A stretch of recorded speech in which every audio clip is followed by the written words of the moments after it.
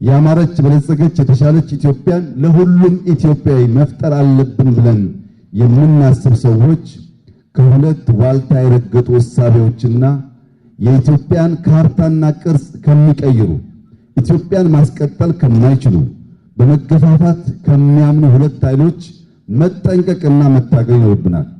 እነዚህ ሁለት ኃይሎች የኦሮሞ ሸኔና የአማራ ሸኔ ናቸው። የኦሮሞ ሸኔና የአማራ ሸኔ ቦታቸው ይለያያል እንጂ የሁለቱም ሐሳብ እኔ የምፈልጠው የምቆርጠው ኢትዮጵያ ካልሆነች በእኩልነት ኢትዮጵያን ማየት አልፈልግም የሚል እሳቤ ያላቸው፣ ሰላም የማይፈልጉ፣ በመሰዳደር በመበሻሸቅ በመገዳደል ስልጣን የሚገኝ እንደሆነ የሚያስቡ፣ ያ ስልጣን ግን አገር ያጽና አያጽና ነገን አሻግረው የማያዩ ናቸው።